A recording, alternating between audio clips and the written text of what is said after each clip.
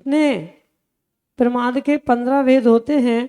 और आवृत्ति, हाँ आवृत्ति 6 प्रकार के। आवृत्ति के मुख्य 2 भेद इंद्रिय, और जैसा कि हमने संयम वाले उत्तम संयम के दिन समझा था, उसी तरह से आवृत्ति के ये 12 भेद किए। 6 इंद्रिय आवृत्ति और 6 प्रकार की प्राणी आवृत्ति, मतलब 6 षटकाय के जीवों की रक्षा नहीं करना, ये प्राणी आवृत्ति हो गई। और 5 इंद्रिय और मन, इनको संयमित नहीं करना, ये 6 प्रकार की इंद्रिय आवृत्ति हो गई। ठीक है। आगे इसके आगे प्रमाद, हाँ ये 15 प्रमाद के भेद, मतलब कुशलेषु अनादरा प्रमादा। आचार्य भगवंत पूजपाद स्वामी सर्वार्थ सिद्धि ग्रंथ में प्रमाद की परिभाषा लिखते हुए कहते हैं, कुशलेषु अनादरा प्रमादा। कुशल क्रियाओं में अनादर होना, इसका नाम प्रमाद है। ठीक है। प्रमाद के भी भेद दिए क्या? नहीं है। ठीक है। प्रमाद के 15 भेद होते हैं। 15 भेद कौन कौन से थे पीके जैन साहब? इंद्रिय निंदा, विकहा तहा कथाए, इंद्रिय सन्ना इंद्रिय, हाँ 5, 4 विकथा, 5 इंद्रिय, 4 कसाय, हाँ स्नेह और प्रीति। इस तरह से इस प्रमाद के 15 भेद होते हैं। और कसाय के आपको 4 भेद, कसाय के मुख्यता से 4 भेद, और उत्तर भेद की अपेक्षा से समझेंगे तो हम 25 भेद। ये किसके हो गए? कसाय के। लिखते जाना। अभी बंद के कुल बंद कितने प्रकार का? 5 प्रकार के बंद के कारण बताए, और उन कारणों के ही हम प्रभेद समझ रहे थे। तो पहले मिथ्यात के कितने भेद? मिथ्यात के 5 भेद। और आवृत्ति के कितने? 5, 10 हो गए। प्रमाद के कितने? 15। कितने हो गए? 25। 4 कसाय, 4 कसाय कितने हो गए हैं? हाँ 4 कसाय लगा लो तो 29 हो गए, और 25 कसाय लगा लो तो 35 हो गए। 25 का, हाँ 25 कसाय, 25 कसाय, 25 15 40 और 10 50। और योग के कितने? 15 भेद। योग के कितने? 15 भेद। इस तरह से ये क्या हो गया?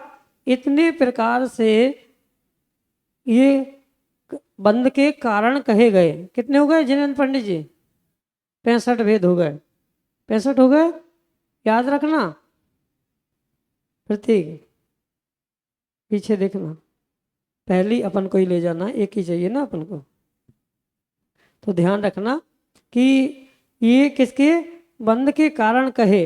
अब आगे बंद का स्वरूप क्या है, उसे अगले सूत्र नंबर 2 में समझते हैं।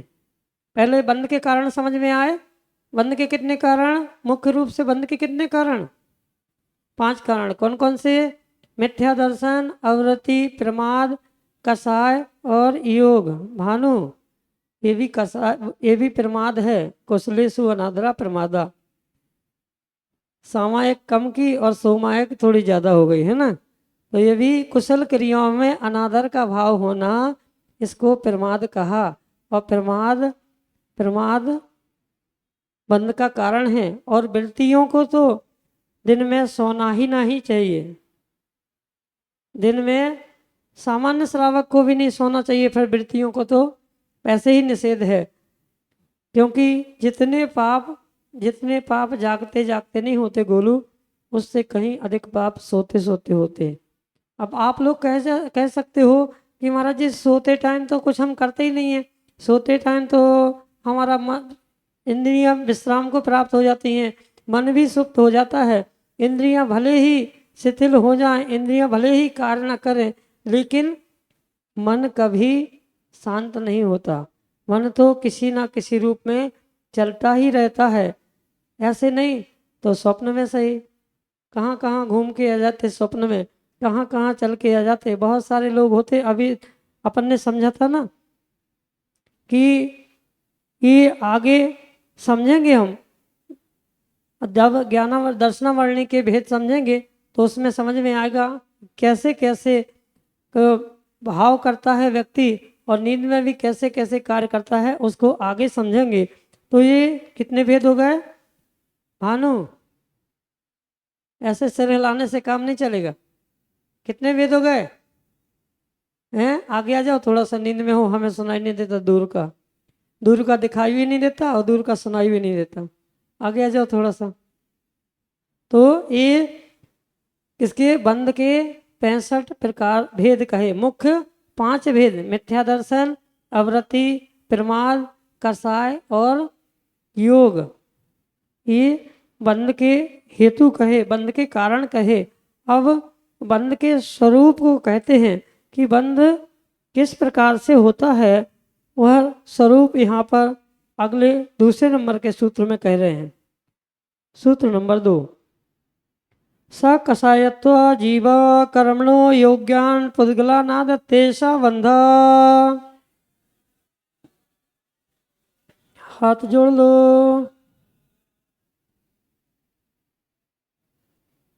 स कषायत्व, कषाय से सहित होने पर जीव कर्मणो योग्यान पुद्गला नादत्ते स बंधा।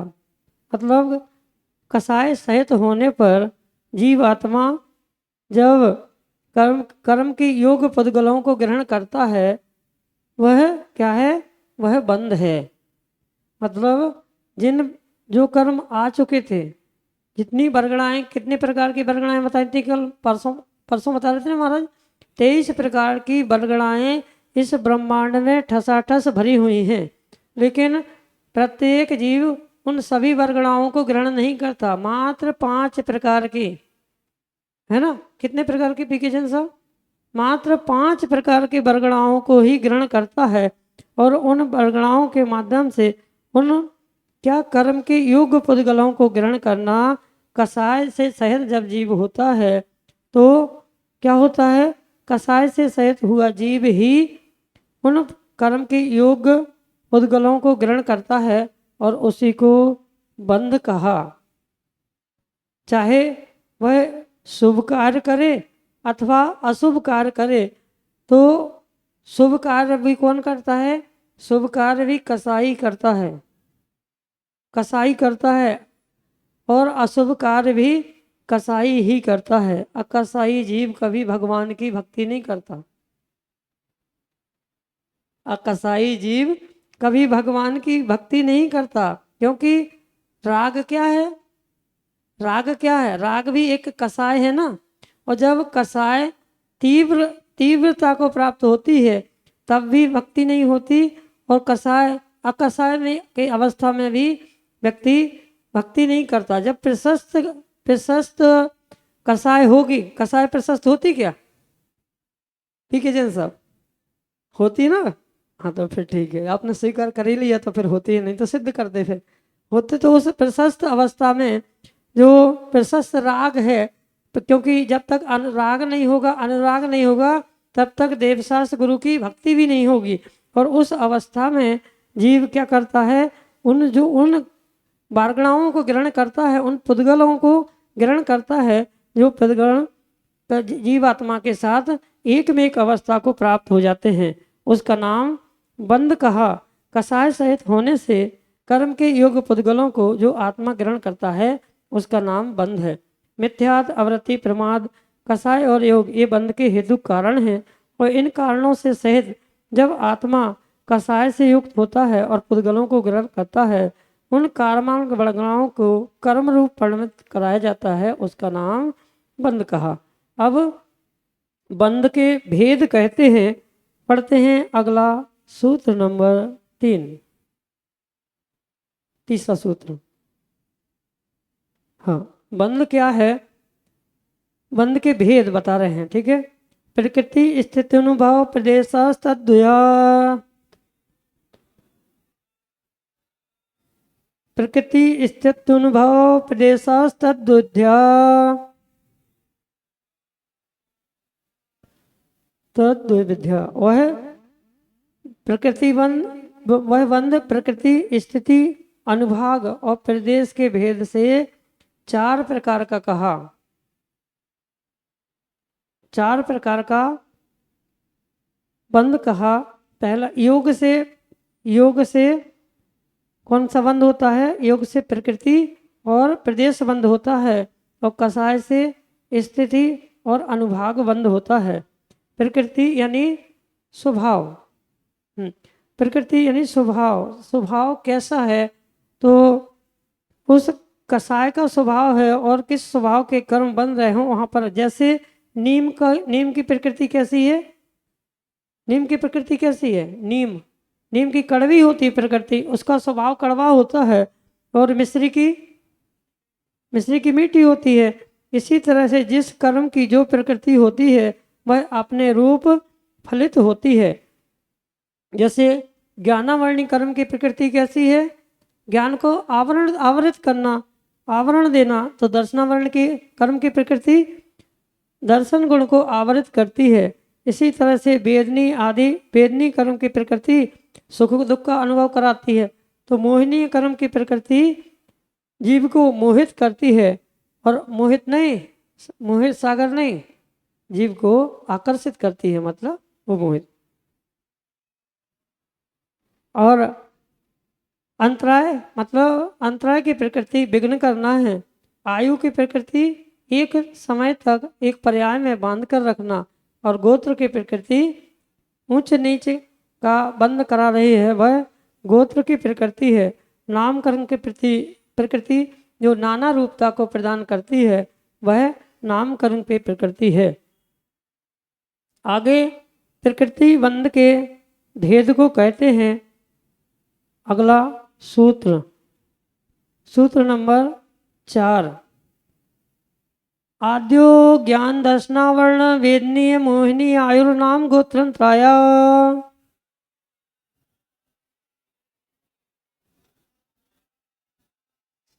आद्यो ज्ञान दर्शनावर्ण वेदनीय मोहिनी आयुर्नाम गोत्रंत्राया। पहले प्रकृति बंध के 8 वेद कौन से?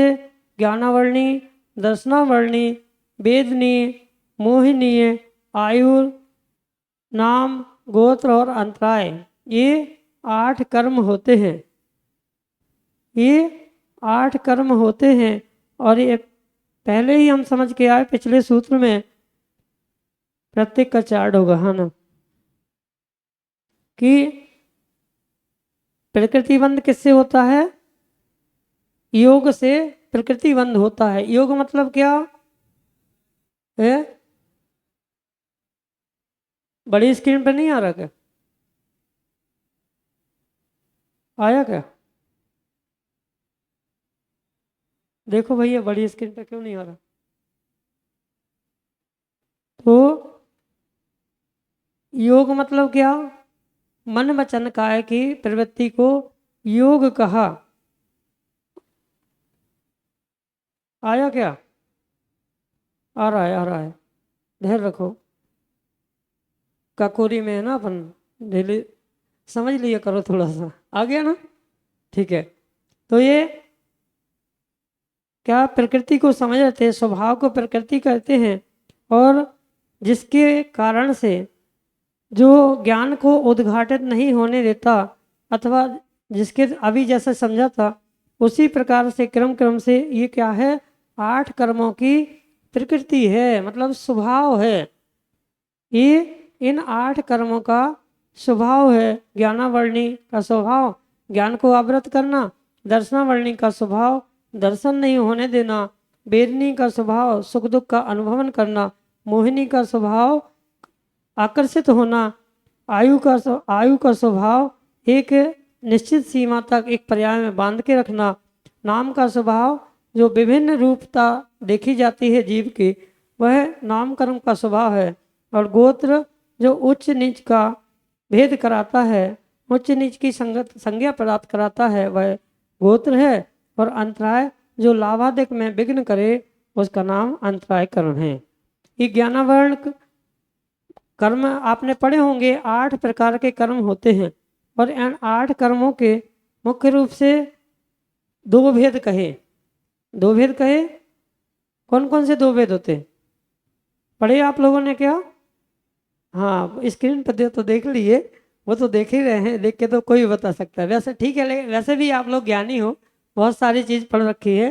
तो 4 घातिया, तो 4 घातिया हमें याद रखना। तो आंसू कैसे 8 कर्म होते ना, 8 कर्म होते हैं। तो उन 8 कर्मों को, 8 कर्मों का जब बंटवारा करना है, 2 भागों में बांटना है। 4 कर्म घातिया और 4 कर्म अघातिया। जब भगवान कोई भी मुनिराज केवली बनते हैं तो वे कितने कर्मों का घात करते हैं? 4 कर्मों का। बोलो कौन से 4 कर्म? घातीय। इतना तो पढ़ा है ना। जब घातीय कर्मों का नाश होता है, क्या हुआ काला है?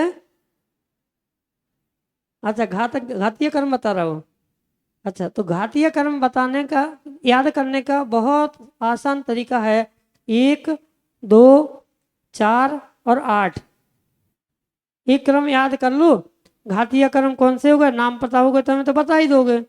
1, 2, 4 और 8। पहला कौन सा? ज्ञानावर्णी। दूसरा कौन सा? दूसरा कौन सा? दूसरा दर्शनावर्णी। चौथा कौन सा है? जोर से बोलो।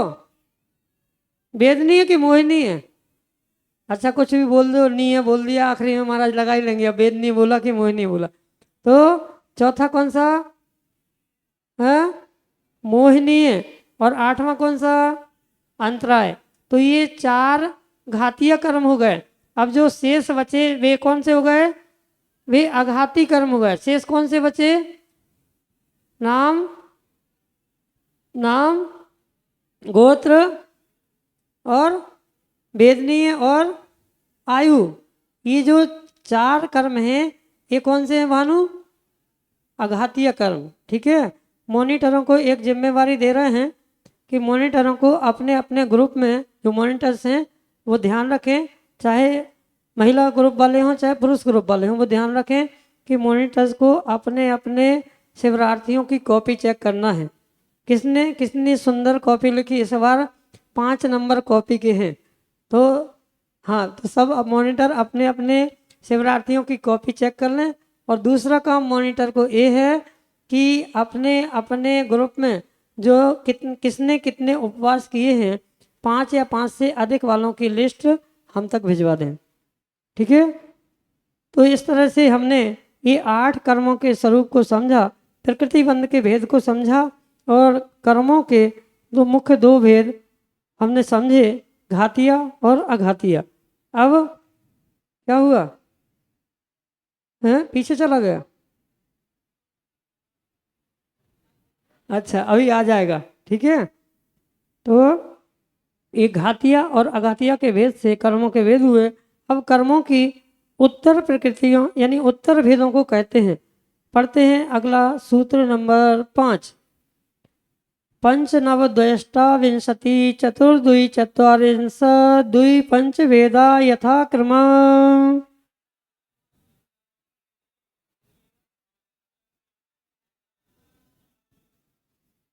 पंच नव द्वि अष्टाविंशति चतुर द्वि द्विविंशति और द्वि क्या लिखा? द्वि चत्वारिंशत यानी 42 द्वि पंच वेद यथा क्रमम। मतलब 5 वेद, पहले 5 किसके? ज्ञानावर्णी कर्म के कितने वेद? ज्ञानावर्णी के कितने? 5। दर्शनावर्णी के 9, वेदनीय के 2 और मोहिनीय के 28। सब याद ही है आपको, तो फिर बताने की जरूरत क्या है? आयु के, आयु के, आयु के 4 और आगे है 42 किसके? मैं पूछ रहा हूँ 42 कितने किसके? नाम कर्म के 42, गोत्र के 2 और अंतराय के 5 वेद होते हैं। कौन कौन से होते हैं? वो हम आगे क्रम से पढ़ते हैं कि अगले सूत्र नंबर 6 में ज्ञानावर्णी कर्म के 5 भेद बताते हैं। वे कौन कौन से होते हैं उसको पढ़ते हैं। सूत्र नंबर 6, मति श्रुतावधि मना पर्याय केवलानाम। मति, श्रुत, अवधि, मन, पर्याय और केवल ज्ञान, ये किसके? ज्ञानावर्णी कर्म के 5 भेद हो गए। मतलब मति ज्ञान, श्रुत ज्ञान, अवधि ज्ञान और मन, पर्याय ज्ञान, इन 5 का आवरण करने वाला जो कर्म है उसे क्या कहा? ज्ञानावरण कर्म कहा। 5 प्रकार के ज्ञान होते। ज्ञान कितने प्रकार के होते? ज्ञान कितने प्रकार के होते? विकल्प आया, विकल्प आया पेपर में। ज्ञान के कितने भेद? उसमें लिखा था 8, 5, 4, 2। अब कितने लिखोगे? हैं? आपका उत्तर गलत है। प्रश्न पूछा कि ज्ञान के कितने भेद? ज्ञान के कितने भेद? आपने फट से देखा और फट से पेपर में 5 टिक कर दिया। अरे पहले पढ़ो, इसलिए कह रहे हैं कि धैर्य से पढ़ना। पेपर बहुत सरल होगा लेकिन पेपर थोड़ा कठिन भी हो सकता है, तो बहुत धैर्य से पढ़ना और फिर लिखना। वहाँ पर ये नहीं पूछा सम्यक ज्ञान के कितने भेद, ये पूछा ज्ञान के कितने भेद। तो ज्ञान के जब भेद पूछे जाएंगे तो 8 भेद लिखे जाएंगे और जब सम्यक ज्ञान के भेद पूछे जाएंगे तो 5 भेद लिखे जाएंगे। ठीक है, ये ज्ञानावर्ण के 5 भेद कहे। जो मति ज्ञान को ढके वो मति ज्ञानावरण कर्म, जो श्रुत ज्ञान को आच्छादित करे वो श्रुत ज्ञानावरण कर्म, जो अवधि ज्ञान को न होने दे वो अवधि ज्ञानावरण कर्म, और जो मना पर्याय ज्ञान को आवृत करे वह मना पर्याय ज्ञानावरण कर्म, और जो केवल ज्ञान को आवृत करे, केवल ज्ञान को ढके वह केवल ज्ञानावरण कर्म। इस प्रकार से ज्ञानावर्णी कर्म के कितने भेद हुए? कितने? 9 हैं? आदि मन है ना तुम्हारा? अच्छा ठीक है। तो ये ज्ञानावर्ण के 5 भेद कहे। अब आगे दर्शनावर्णी कर्म के 9 भेद कहते हैं, पढ़ते हैं। सूत्र नंबर 7, चक्षुर चक्षुर्वधि केवलानाम निद्रा निद्रा निद्रा प्रचला प्रचला प्रचला स्थान गृध्यश्च।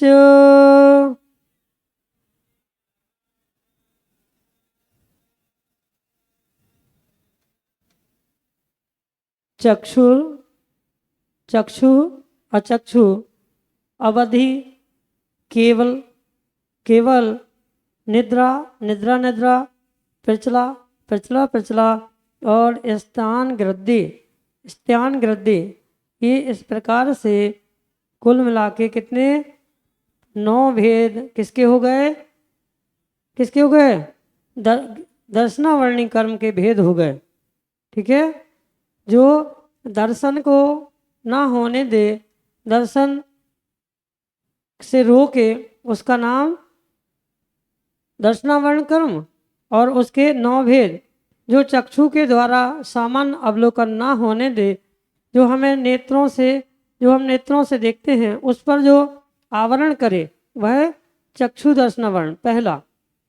पहला भेद चक्षु दर्शनावरण, सुनते जाना। दूसरा, नेत्रों को छोड़ करके और नेत्रों को छोड़ करके शेष इंद्रियों से ज्ञान के पहले जो सामान्य सत्ता का अवलोकन होता है उसे आवृत करे वह अचक्षु दर्शनावरण कर्म। ठीक है, पहला चक्षु दर्शनावरण कर्म, दूसरा अचक्षु दर्शनावरण कर्म, तीसरा अवधि, जो अवधि के पूर्व जो महासत्ता का सामान्य अवलोकन है उसे आवृत करे वह अवधि दर्शनावरण कर्म। और मना पर्याय क्यों नहीं लिया इसमें? मना पर्याय क्यों नहीं लिया? ज्ञान तो ज्ञान कितने प्रकार का होता है? ज्ञान कितने प्रकार का होता है? 5 प्रकार का होता है, लेकिन भानु मना पर्याय क्यों नहीं लिया इसमें? है।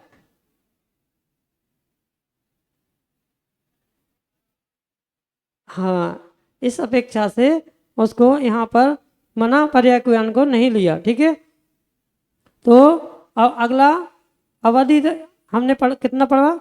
अवधि दर्शनावर्ण। और अगला जो केवल ज्ञान के साथ होने वाले अवलोकन को ना होने दे, वह केवल ज्ञान दर्शनावर्ण कर्म या केवल ज्ञान या केवल दर्शन, केवल ज्ञान और केवल दर्शन युगपद होता है, उसको जो आवृत करे वह केवल दर्शनावर्ण। मना पर्याय का स्वतंत्र दर्शन नहीं होता, इसलिए मना पर्याय को यहाँ पर नहीं लिया, क्योंकि मना पर्याय ज्ञान जो होता है वह मति ज्ञान पूर्वक होता है, इस अपेक्षा से उसको यहाँ पर नहीं लिया। आगे कितने पढ़ लिए? निद्रा। निद्रा क्या है? तो जो थकान, सामान्य थकान से होने पर नींद का आना, वह निद्रा है। और वो किसके कारण से आती है? निद्रा दर्शनावरणी कर्म का लक्षण कहा। दिन में तो बिल्कुल, जैसे कि अभी कहा था भानु, बहुत सारे सो के आए हैं। उपवास था आज क्या भानु? उपवास था तुम्हारा? नहीं था, फिर ठीक है, फिर तो आएगी, है ना। जो कोई बहुत सारे लोग होते हैं जिन्हें खाली पेट नींद आती है, और बहुत सारे लोग होते हैं उन्हें खाने के बाद नींद आती है, तो दोनों में आती है अपने को, कोई बड़ी बात नहीं है। हाँ, वो गलती उनकी है, हमारी गलती थोड़ी है। उनने खिला दिए वाफले, हमने खा लिए, अब वो सामने रखे तो खाने ही पड़ते, क्या करते हम? गलती हमारी थोड़ी है। ऐसे बहुत, तुम जैसे बहुत सारे लोग हैं। अब क्या करें महाराज जी, सामने कर्म का उदय था, वस्तु सामने थी, हमने ग्रहण कर ली, हमारी गलती थोड़ी है ना। नीरज जी कहाँ जा रहे हो? अच्छा, आ जाओ। तो ये क्या हुआ? पहला कौन सा हो गया? पांचवा हो गया ना। चक्षु दर्शनावरण, अचक्षु दर्शनावरण, अवधि दर्शनावरण, केवल दर्शनावरण और निद्रा। पहले निद्रा को समझा, दूसरी निद्रा। निद्रा क्या है? पुनः पुनः नींद पर नींद आना। अब बैठे हैं तो भी सो रहे हैं, बार बार झपके आ रहे, बार बार झपके आ रहे। सामायिक जैसे ही दिग्बंधना करके बैठे और बैठे ही बैठे, टिके भी नहीं है। बहुत सारे लोग तो, बहुत एक बता रहे थे, एक भैया जी बता रहे थे, बोले एक व्यक्ति आया सामायिक करने, और सामायिक करने आया तो उसने दिग्बंधना करी और वो शुरू हो गया हिलना। तो पूरे टाइम सामायिक में हिलता रहा। तो उससे भैया बोले क्या कर रहे हो? बोले सामायिक कर रहे हैं। तो ऐसी कौन सी सामायिक है? अब उसने ऐसा ही देखा था, अपने दादा परदादा को ऐसे ही देखा था सामायिक करते। बोले उनको आती थी नींद। निद्रा ज्ञानावरणी दर्शनावरणी कर्म का उदय था। तो अब क्या करें बेचारे, भोजन करके बैठे और 5 मिनट में 2 मिनट में झपकी आना शुरू, बार बार झटके। अब उन्हें नहीं आ रही थी, लेकिन उनने जैसा देखा था वो वैसे ही बोले यही सामायिक है। सामायिक क्या है? बोले दिग्बंधना करके बैठ जाओ और हिलते रहो। जब नींद पूरी हो जाए तो उठ के अपनी दिग्बंधना वापस कर लो, हो गई सामायिक। ये सामायिक नहीं है, ये निद्रा दर्शनावरण कर्म है। ठीक है। और जब निद्रा दर्शनावरणी कर्म का उदय होता है, तो ऐसे नींद पर नींद आना, पुनः पुनः नींद आना, ये निद्रा है। जो शोक अथवा मद आदि के कारण हुई वह प्रचला है। बहुत सारे व्यक्ति शोक होता है या जो मद्यपायी होते हैं, झूमते रहते हैं, वे उन्हें होश ही नहीं रहता है। प्रचला में क्या होता है? उन्हें पुनः पुनः इस कारण से, जो मद आदि के कारण होता है, वह प्रचला है। कुछ लोग सोते हैं तो उनका, ये बहुत सारे लोगों को देखा आपने कि चाहे बैठ के सो रहे हों, चाहे भानु लेट के सो रहे हों, बहुत सारों के क्या होता? बहुत सारों के नैन तो बंद होते, लेकिन मुख खुला रहता है। मुंह खुला रहता है। अब मुंह खुला रहता है, मुंह में मक्खी आ रही जा रही है। अब एक आध बार को पता चला मुंह खुला था और मुंह में मक्खी घुसी और बंद कर दिया मुंह, और बंद कर दिया, खाली मक्खी है। कैसे घिने लोग हैं ऐसे। ये क्या है? प्रचला दर्शनावरणी कर्म के उदय से ऐसी जीव की स्थिति होती है। अगले प्रचला कुछ लोग ऐसे होते हैं जिनको सोते सोते लार बहती रहती है, बड़बड़ाते रहते हैं। बहुत सारे लोग नींद में दुकानदारी करते रहते हैं, हमने बहुत सारे को सुना है। बहुत सारे क्या कर रहे हैं? अब सो रहे हैं, अब ये कह रहे कहाँ का जा रहा है? आ जाओ भैया, ले जाओ। हाँ ले जाओ ले जाओ। बहुत सारे लोग कहते हैं तो भाई दुकानदारी कब करते, अब जागते जागते नहीं कर पाते, जागते जागते ग्राहक नहीं आते तो क्या करते, सोते ही सोते दुकानदारी चलाते। ये क्या है, पिरचला पिरचला है, लार टपक रही है, बड़बड़ा रहे हैं। बहुत सारे लोगों को देखा कि हमने स्वयं ने देखा कि मतलब एक व्यक्ति था और उसकी कपड़े की दुकान थी, अब वो सो रहा है, सोते सोते उसने सपने में देखा, मतलब पिछला पिछला दर्शनावली कर्म का उदय था, तीव्र उदय था, उसने देखा वो चादर जो ओढ़े हुआ था, चादर के 2 टुकड़े कर दिए। क्या हुआ भैया, क्या कर रहे हो, अरे कुछ नहीं, क्या किया, हमने कुछ किया ही नहीं है। तो ऐसे बहुत सारे लोग होते हैं। तो ये क्या है, पिरचला पिरचला। अगला है स्थान गृद्धि, स्त्यान गृद्धि। स्त्यान गृद्धि ये दर्शनावर्णी कर्म का एक भेद है कि दर्शनावर्णी कर्म, गोलू क्या हो गया, क्या हो गया प्रतीक, तुमने तो नहीं किया ऐसा कि पापा ने किया ऐसा, क्या पापा को ज़्यादा रहती दुकान की टेंशन। तो जो अब क्या करते हैं, जो दिन भर दुकान चलाएंगे, दिन भर चलाएंगे तो रात में तो नींद में चलाएंगे ही चलाएंगे। तो बहुत सारे लोग ऐसे बड़बड़ाते रहते हैं। तो ये पिरचला पिरचला दर्शनावर्णी कर्म का एक भेद कहा। अगला स्त्यान गृद्धि। स्त्यान गृद्धि मतलब बहुत सारे लोग होते हैं, वे उन्हें नींद में चलने की आदत होती है। हम जब हम गृहस्थ में थे तो हमारे एक पड़ोसी थे, उन्हें नींद में चलने की आदत थी। तो नींद में वे क्या करते थे, तो उनके घर वाले जब भी जिस कमरे में सोते थे तो कोई ना कोई उनके साथ रहते थे और ताला लगा देते थे अंदर से कि भैया कहीं जाए नहीं। अभी भी आप लोगों ने एक कुछ समय पूर्व एक घटना सुनी थी कि एक बालक था और वो बालक सोते सोते तैरता था। अब लोगों को बड़ा आश्चर्य हुआ कि सोते सोते कैसे तैरता है। तो लोगों को आश्चर्य हुआ, बोले सोते सोते कैसे तैरता होगा। तो लोग देखने गए, अब वो घर में सो गया, नींद में उठा, स्विमिंग पूल तक गया। सत्य घटना है, अभी कुछ समय पहले सुनी थी कि वो पूल तक स्विमिंग पूल में गया और तैरना प्रारंभ कर दिया उसने। अब जैसे ही तैरना प्रारंभ कर दिया, लोगों ने उसको टोक दिया, ये क्या कर रहे हो तुम। अब उसकी नींद खुली और वो संभाल नहीं पाया और डूब के मर गया। 15-20 साल का बालक था। अभी कोई घटना आई थी, 1-1.5 साल पुरानी घटना है, ज़्यादा पुरानी घटना नहीं है। तो क्या हुआ, ये क्या है, स्त्यान गृद्धि। बहुत सारे लोग हाँ बहुत सारे काम करके आ जाते हैं, हाँ बहुत सारे काम करके आ जाते हैं। तो ये क्या है, ये स्त्यान गृद्धि दर्शनावर्णी कर्म का भेद कहा। इस तरह से ये दर्शनावर्णी कर्म के भेदों को समझा। आगे अगला सूत्र 8 नंबर का सूत्र, वेदनीय कर्म के भेद को कहते हैं। तो वेदनीय कर्म के कितने भेद, 2 भेद। सद सद वेद्य, सद सद वेद्य, अच्छा ठीक है, दर्शनावर्णी के बाद वेदनीय। सद सद वेदनीय, साता वेदनी और असाता वेदनी, ये वेदनी कर्म के 2 वेद कहे। जिसके उदय से साता का उदय होता है, सुख का वेदन होता है, वह क्या है, वह साता वेदनी।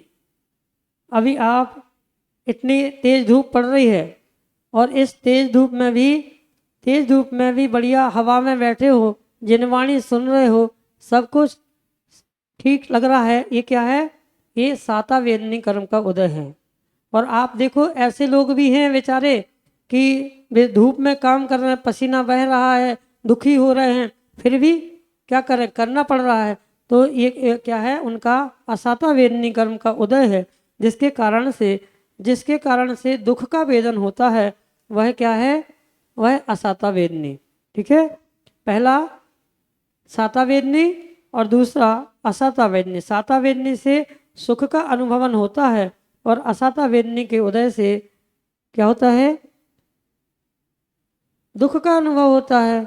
ठीक है, समझ में आया क्या जितेंद्र भैया। ये साता वेदनी कर्म का उदय चल रहा है, जो कूलर के सामने बैठे बढ़िया आनंद ले रहे हैं। गर्मी में भी ठंडी का जो एहसास हो रहा है ना, गर्मी में भी जो ठंडी का एहसास हो रहा है, जो सुख का अनुभवन हो रहा है, क्या है, हाँ लिप्टन जी, ये भी जो है ना, ये भी है, हाँ हाँ हाँ, शांति मिली अंदर। क्या हो रहा, बेचैनी हो रही थी, ऐसे लग रहा था भानु ऐसे लग रहा था कि उल्टी होने वाली है, ऐसा लग रहा था कि बहुत बेचैनी हो रही है, यार कष्ट हो रहा है। अब अच्छे मिले थे तो अच्छे अच्छे डाल लिए, अब क्या हुआ, अब बेचैनी प्रारंभ हुई। अब बेचैनी बेचैनी प्रारंभ हुई, साता वेदनी कर्म का उदय था, सो और असाता वेदनी कर्म का उदय आया, तो दुख प्रारंभ हुआ। वेदनी उसका दुख का अनुभव करने लगे, और जैसे ही ऐसे लग रहा था उतने में क्या किया, थोड़ा सा हाथ पे लगा के ये क्या हो गया, ये साता वेदनी कर्म का उदय हो गया। ठीक है, तो सुख का अनुभव जहाँ हो वो साता वेदनी, और दुख का अनुभव जहाँ हो वो असाता वेदनी। अब मोहिनी कर्म के जो भेद कहे उनको समझते हैं। मोहिनी कर्म के कितने भेद है? है? हाँ, तो मोहिनी कर्म के बता रहे हैं, उन भेदों को समझते हैं। मोहिनी मोहिनी कर्म के कितने भेद? दो भेद मोहिनी कर्म के। बोले कैसी बात करते महाराज जी, अभी तो कुछ और बताया था और अब कुछ और बता रहे हैं। तो मोहिनी कर्म के दो भेद कौन कौन से? कौन कौन से? दर्शन वेदनी और दर्शन मोहिनी और चारित्र मोहिनी, मुख्य रूप से दो भेद। और उत्तर भेद में जाएंगे तो वो 28 भेद होते हैं। कौन कौन से होते हैं समझते हैं। दर्शन चारित्र मोहिनिया कसाय कसाय वेदनीख्या स्त्री दुई नव षोड़श भेदा सम्यक्त मिथ्या तदु भयान कसाय कसाय हास रत रति शोक भय जुगुप्सा स्त्री पुण्य पंसक वेदा अनंतानुबंध प्रत्याख्यान प्रत्याख्यान संजुलन विकल्पा चेक्षा क्रोधमान माया लोभा।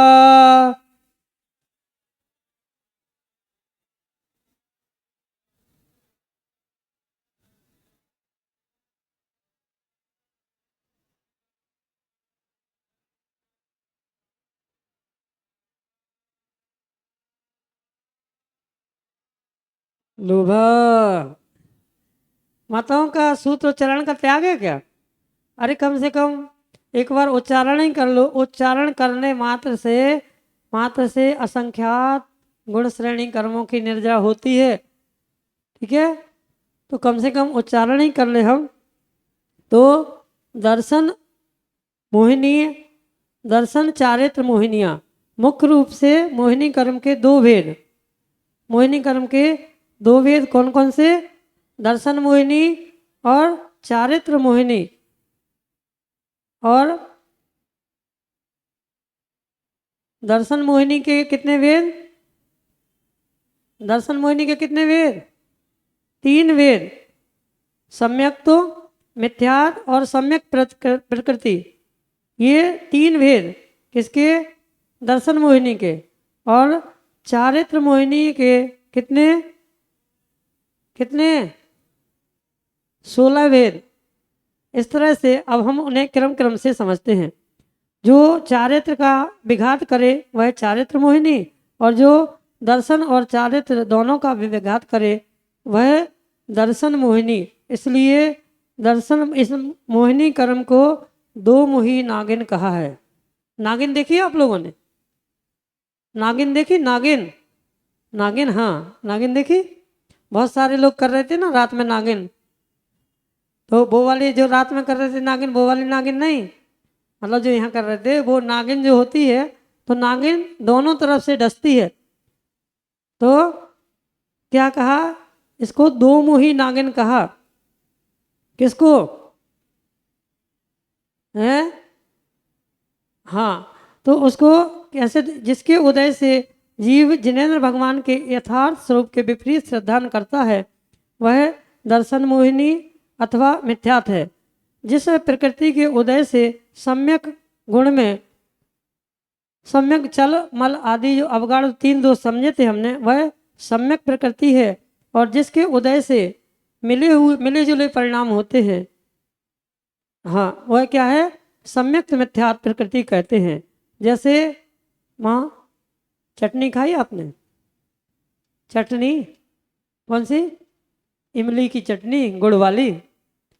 अभी थी ना भोजनशाला में, आज नहीं थी क्या? अच्छा आज नहीं थे, तो खाई तो होगी, बनाई भी होगी। तो जैसे वह चटनी इमली की चटनी गुड़ मिली हुई वो कैसी होती है? खट्टी होती है कि मीठी होती है? ना खट्टी होती है ना मीठी होती है। इसी तरह से जब सम्यक और सम्यक मिथ्यात्व प्रकृति का काम क्या है? वह दोनों तरह के परिणाम होते हैं। व्यक्ति इधर भी और उधर भी दोनों तरफ इस तरह से होता है, वह सम्यक मिथ्यात्व प्रकृति कहते हैं। जिसके उदय से हंसी आती है वह हास्य नौ कसाय है। कसाय तो है लेकिन किंचित कसाय है। हंसना भी कसाय है, हंसना भी कसाय है। तो अब सोच रहा होगा गोलू महाराज तो कहाँ हंसे भी नहीं हो। मुस्कुराना भिन्न विषय है, मुस्कान भिन्न विषय है, लेकिन हंसना मुस्कुराना कसाय नहीं है, लेकिन हंसना कसाय है। ठीक है, क्या हो गया गोलू? है कौन सी वाली बताए ना? किंचित कसाय है, नो कसाय है। जो कसाय कितनी होती? कसाय कितनी होती? अरे यार ऐसे करोगे तुम लोग, हमारी मेहनत पे पानी फेर रहे हो। कसाय कितनी होती? 5, 3, 4 होती। अच्छा कौन सी? श्रेयांश पता है? अच्छा नकल करा दी गोलू ने। अच्छा पता है तुम्हें, पढ़ा है तुमने? तो 4 प्रकार की कसाय होती: क्रोध मान माया लोभ।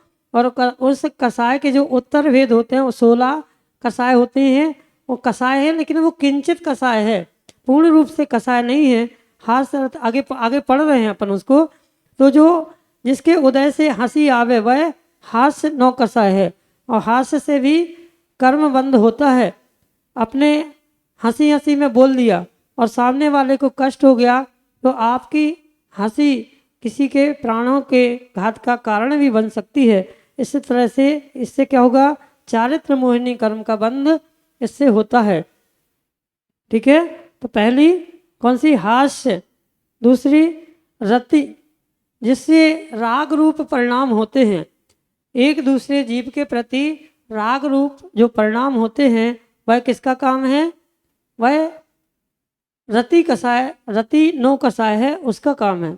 दूसरा अरति, जिसके कारण से द्वेष रूप परिणाम होते हैं, वह क्या है?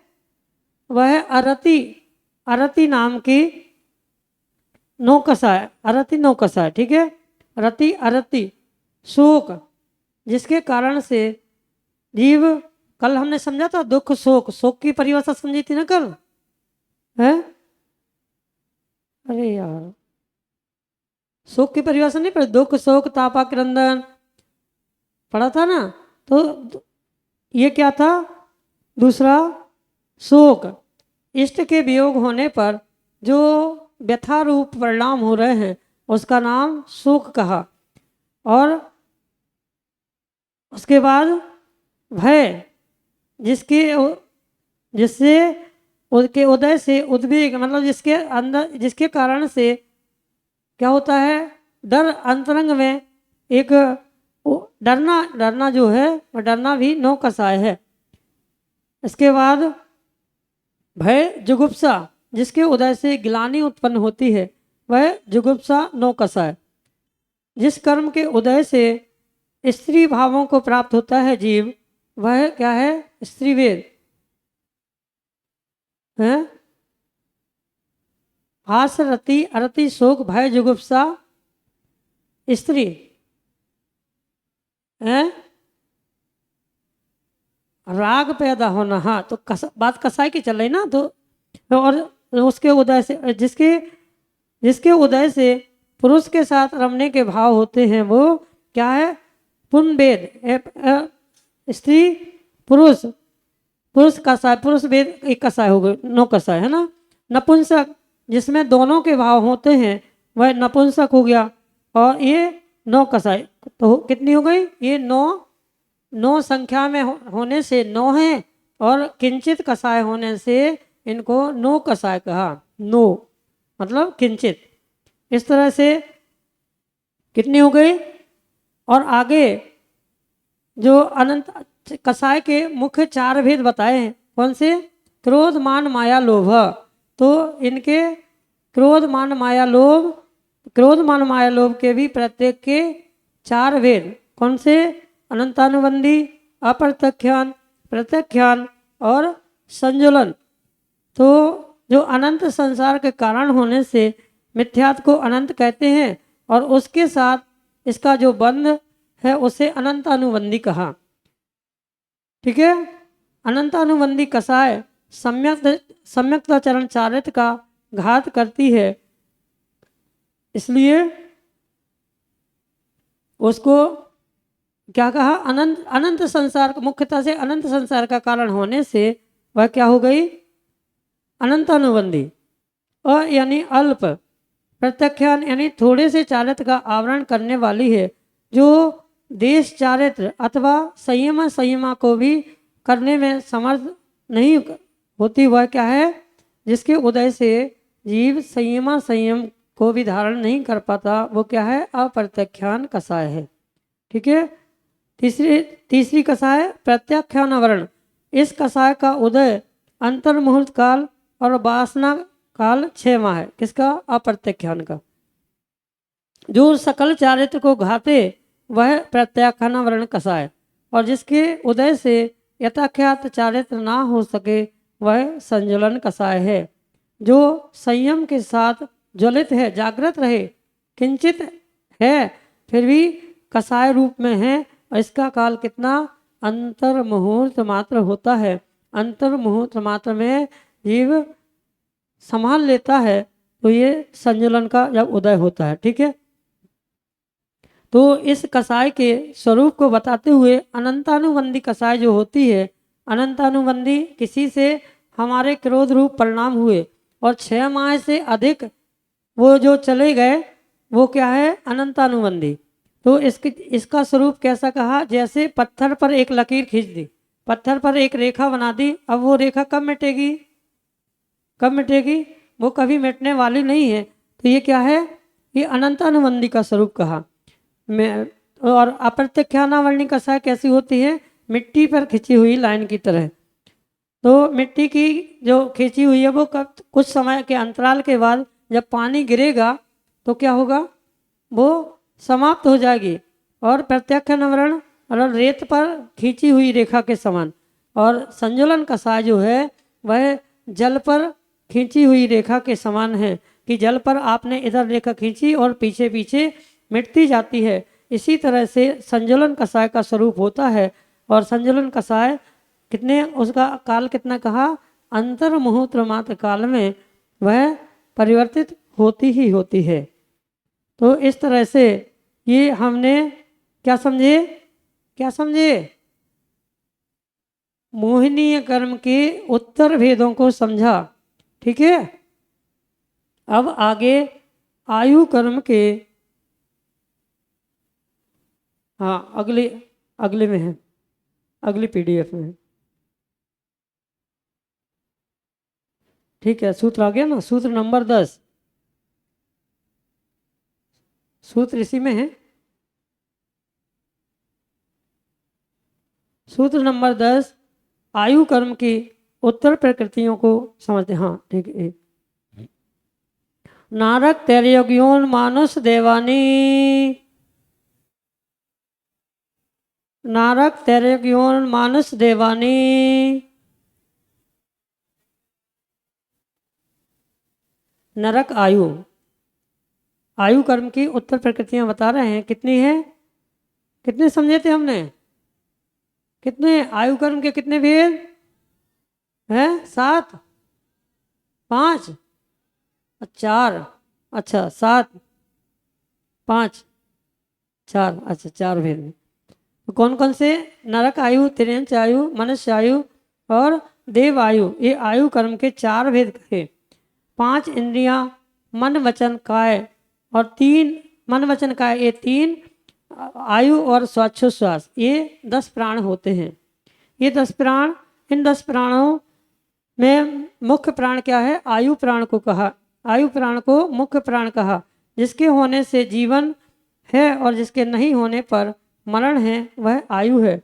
जो 4 गति में रोक कर रखे उसको आयु कहते हैं। जिसके निमित्त से ठंडी, गर्मी, सर्दी, वेदना कारक नरकों में बहुत काल तक जीवित जीव रहता है वह नरकायु है, जिसके उदय से भूख प्यास ठंडी गर्मी आदि दुखों की प्राप्ति रूप पर्याय होती है। वह तिर्यंचायु है, जिसके उदय से सुख दुख रूप पर्याय में जीव का जन्म होता वह मनुष्यायु, और जिसके उदय से देव की पर्याय प्राप्त होती है वह देवायु। इस तरह से आयु कर्म के 4 भेद कहे। आगे नाम कर्म के उत्तर भेदों को कहते हैं, पढ़ते हैं। उत्तर कर्म नाम कर्म के कितने भेद? कितने? 42। ठीक है। और उनके प्रभेदों में जब जाएंगे तो हम कितने हो गए हैं? 93 हो। ठीक है, पढ़ते हैं। गति जाति शरीरांगोपांग निर्वाण बंधन संघात संस्थान सहनन स्पर्श रस गंध वर्णानुपूर्व गुरु लघुपघात परघाता तपोदोच्छ्वास विहायो गत्या प्रत्येक शरीर त्रस सुभग शुभ सूक्ष्म पर्याप्ति स्त्रादे ऐसा कीर्ति क्षेत्राणी तीर्थ करतुम च। पढ़ो माता, हाथ जोड़ के एक बार पढ़ी लो कम से कम।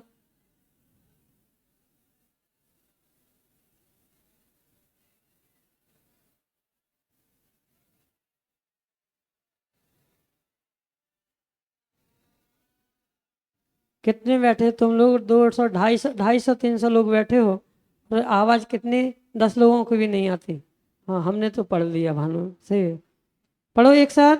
गति जाति शरीरांगोपांग निर्माण बंधन संघात संस्थान सहनन स्पर्शस गंध वर्णानुपूर्व लघु गुरु लघु परघाता तपोदोच्छ्वास विहायो गत्या प्रत्येक शरीर त्रस सुभग सुस्वर सूक्ष्म पर्याप्ति पर्याप्ति स्त्रादे ऐसा कीर्ति क्षेत्राणी तीर्थ करतम च।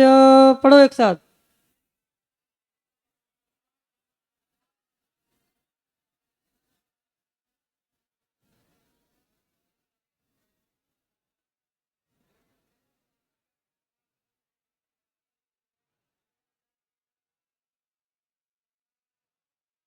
बोल दो सक्षम। तीर्थ करतम च।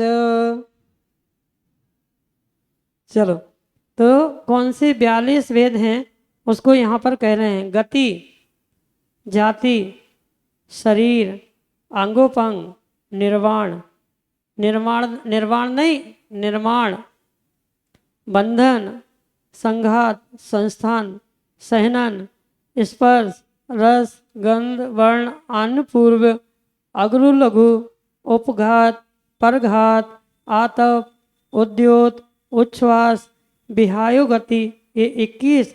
और प्रत्येक शरीर त्रस शुभ त्रस प्रत्येक शरीर त्रस सुभग सुस्वर शुभ सूक्ष्म सूक्ष्म पर्याप्ति स्थिर आदि ऐसा कीर्ति, यह 10। तथा इनके प्रतिपक्षी इनके उल्टे साधारण प्रत्येक का साधारण त्रस का स्थावर शुभक का दुर्भग सुस्वर का दुस्वर शुभ का अशुभ सूक्ष्म का स्थूल पर्याप्ति का अपर्याप्ति स्थिर का अस्थिर अनादे आदे का अनादे ऐसा कीर्ति का अयसा कीर्ति, ये 10। तथा तीर्थंकर प्रकृति, ये सब मिलाकर नाम कर्म के कितने 42 वेद हो गए। अब इनको जब जोड़ेंगे, जैसे गति के कितने 4 भेद, उनके भेद प्रभेदों में जाएंगे तो इस तरह से नाम कर्म के कुल 93 भेद होते हैं। ठीक है, कितने भेद? लेकिन हमें मुख्य रूप से अभी 42 को समझना है। समझते हैं अब एक एक को। जिसके उदय से जीव एक भव से दूसरे भव को प्राप्त करता है वह क्या है? गति नाम कर्म। और इसके 4 भेद हैं, नरक त्रियंज मनुष्य और देवगति। ठीक है, आया क्या समझ में? गति नाम कर्म, जिसके उदय से क्या होता है? नहीं आ रहा क्या समझ में? आ रहा ना? ऐसे तो करते जाओ, फिर नहीं आ रहा तो ऐसे करो, कि आ रहा तो ऐसे करोगे और नहीं आ रहा तो ऐसे करोगे। तो गति जिसके कारण से जीव एक भव से दूसरे भव में जाता है उसको क्या कहा? गति नाम कर्म कहा। जाति नरक आदि गतियों में जिस अव्यचारी सदृश को एक पने का बोध होता है वह जाति होती है। और जाति नाम कर्म के 5 भेद हैं। जाति वो जाति नहीं जो आप देखने में आ रहे हैं कि ये इस जाति का है, वो उस जाति, वो जाति नहीं। मुख्य रूप से जाति के 5 भेद कहे। कौन कौन से? 1 इंद्रिय जाति, 2 इंद्रिय जाति, 3 इंद्रिय जाति, 4 इंद्रिय जाति और 5 इंद्रिय जाति। ये जाति नाम कर्म के भेद जिसके उदय से जीव 1 इंद्रिय आदि में जन्म लेता है वह 1 इंद्रिय जाति नाम कर्म है। इसी तरह से 5 को समझ लेना। पहला भेद कौन सा था? गति। दूसरा जाति। तीसरा शरीर जिस के उदय से आत्मा के शरीर की रचना होती है वह शरीर नाम कर्म है। और शरीर के कितने भेद होते हैं? पढ़ लिया? नकल टिप ली? हाँ वही तो कह रहे। कितने भेद? कल स्क्रीन नहीं मिलेगी, कल पेपर है ना, स्क्रीन पे कल कुछ नहीं आएगा, केवल प्रश्न आएंगे। ठीक है, तो ध्यान रखना। कौन सा? इस शरीर के 5 भेद कौन से? जो हमने दूसरे अध्याय में पढ़े थे ना, औदारिक, वैक्रिक, आहारक, तेजस, कर्माणी, शरीराणी, शरीर के 5 भेद पढ़े थे ना। तो वो 5 भेद किसके हो गए? शरीर, शरीर नाम कर्म के, जिसके उदय से शरीर में आंगोपांग का निर्माण होता है, आंगोपांग की रचना होती है, वो है कौन सा? आंगोपांग नाम कर्म हो गया। ठीक है, शरीर, औदारिक शरीर, आंगोपांग, वैक्रिक, इसके भी कितने भेद? इसके 3 भेद। क्यों 5 भेद क्यों नहीं कहे? क्यों नहीं कहे 5 भेद है? हाँ तो क्या भेद जो होंगे वो 3 के ही होंगे। तो किसके? औदारिक शरीरांगोपांग, वैक्रिक शरीरांगोपांग और आहारक आंगोपांग के भेद से आंगोपांग के 3 भेद कहे। ये 2 हाथ, पैर, पीठ, वक्षस्थल आदि ये है, मस्तक ये क्या है? ये अंग है। तथा शेष ललाट, नासिका, नेत्र, होंठ, अंगुली आदि ये क्या है? उपांग हैं। जिस कर्म के उदय से अंग और उपांग यानी अंगोपांग का यथा स्थान और यथा प्रमाण रचना हो उसको निर्माण नाम कर्म कहा। ठीक है, शरीर, आंगोपांग और निर्वाण। ठीक है, अब आगे बंधन। बंधन नाम कर्म संगठित होने को बंधन कहते हैं। मतलब एक साथ बंध जाना, इसका नाम क्या है? बंधन है। और शरीर नाम कर्म के उदय से ग्रहण किए हुए पुद्गल स्कंदों का परस्पर संबंध जिस कर्म के उदय से होता है उसे बंधन नाम कर्म कहते हैं। औदारिक आदि 5 बंधन नाम कर्म के भेद हैं। आगे संघात नाम कर्म, जिस कर्म के उदय से औदारिक आदि शरीरों के प्रदेशों को छिद्र रहित बंधन हो वह संघात नाम कर्म का उदय नाम कर्म हुआ। इससे भी औदारिक संघात आदि 5 भेद होते हैं। ये नाम कर्म नहीं होंगे तो जैसे आप नाम कर्म नहीं होंगे तो क्या होगा? शरीर व्यवस्थित नहीं होगा, और व्यवस्थित नहीं होगा तो कोई भी आपको नोच के खा लेगा। ये मांस आदि वे भी संघात नाम कर्म से व्यवस्थित होता है। ठीक है, अब संस्थान। संस्थान जिस कर्म के उदय से शरीर का संस्थान यानी आकार बने, आकार बने, जिस नाम कर्म के उदय से शरीर का व्यवस्थित आकार बनता है उसको क्या कहा? संस्थान। और इसके कितने भेद? इसके 6 भेद होते हैं। कौन कौन से? समचतुरस्र संस्थान, मतलब समान रूप से जैसा कहा, जैसा व्यवस्थित होना चाहिए शरीर वैसा व्यवस्थित, जितना प्रमाण कहा है उतने ही प्रमाण से जो शरीर के अंग उपांग आदि का आकार बनता है उसको क्या कहा? समचतुरस्र संस्थान। और ये किसका होता है? तीर्थंकर का होता है समचतुरस्र संस्थान। ठीक है, दूसरा नियोग परिमंडल संस्थान, तीसरा स्वाति संस्थान, चौथा कुब्जक संस्थान। जैसे नारकियों का देखा था आपने, नारकियों का कैसा शरीर था, टेढ़ा मेढ़ा था ना। तो ये कुब्जक संस्थान, वामन संस्थान, जैसे विष्णु कुमार मुनिराज ने कितने हाथ का बनाया था, 3 हाथ का अपना शरीर बनाया था, वो वामन संस्थान है। और हुंडक संस्थान, इस प्रकार से इस संस्थान के 5 भेद कहे। जीव का शरीर ऊपर नीचे एवं मध्य में यानी समान सुडोल हो उसे समचर संस्थान कहते हैं। जिस कर्म के उदय से जीव का शरीर नाभि से ऊपर पतला और नाभि से नीचे पतला और ऊपर मोटा होता है, वो नियोग्र परिमंडल नाम का संस्थान कहलाता है। जिस कर्म के उदय से जीव के शरीर का मध्य भाग से ऊपर पतला और नीचे मोटा होता है, वह स्वाति संस्थान है।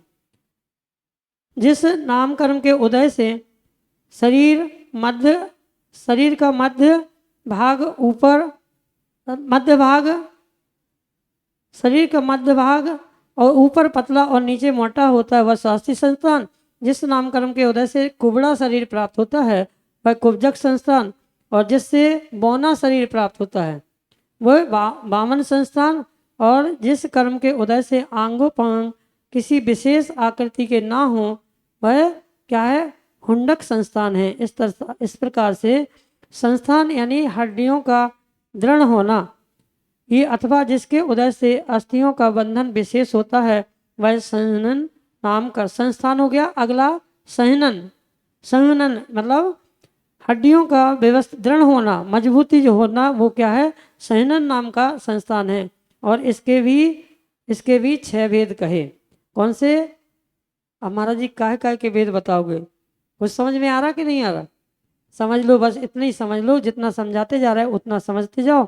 और नहीं आए तो फिर आगे अपन और कभी जब समय मिलेगा तो उसको विस्तार से समझेंगे, क्योंकि आज का तत्वार्थ सूत्र 8वां अध्याय अपन को समय से पूर्ण करना है। उसके बाद कुछ विशेष है, उस विशेष को भी अपन प्रतिक्रमण के माध्यम से समझेंगे। तो संहनन मतलब दृढ़ता। और ये पहला संहनन कौन सा है? वज्र वृषभ नारज संहनन, वज्र नारज संहनन, नारज संहनन, अर्ध नारज संहनन, कीलित संहनन और असंप्राटिका संहनन। इस प्रकार के संहनन के कितने 6 भेद होते हैं। और जिनका वज्र वृषभ नारज संहनन होता है दिलीप भैया, वो ही जीव मोक्ष को प्राप्त करता है। हाँ, 7वें नरक भी वही जाता है। 7वें नरक वही जाता है जो मोक्ष जाने की शक्ति रखता है, या मोक्ष वही जा सकता है जो 7वें नरक जाने की शक्ति रखता है। ठीक है, अब आगे बता रहे हैं स्पर्श नाम कर्म। जिसके उदय से स्पर्श की उत्पत्ति होती है, वह स्पर्श नाम कर्म। इसके कर्कश, मृदु, हल्का, भारी, स्निग्ध, रुक्ष, शीतल, उष्ण, ये 8 भेद हैं। जिसके उदय से शरीर में रस होता है। रस कौन सा? अनार का रस नहीं, जो धातु रूप परिणत होता है। तो वह रस नाम कर्म के 5 भेद वाला है। तिक्त, कटु, कसायला, अम्ल, मधुर अथवा चरपरा, कड़ुआ, ये कसायला खट्टा और मीठा, ये क्या हो गए? रस नाम कर्म के उदय से जो होता है।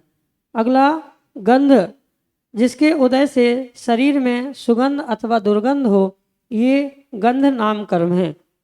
किसी का शरीर से कितना ही पसीना आता है, कितना भी कुछ होता है, लेकिन उसके शरीर से दुर्गंध नहीं आती।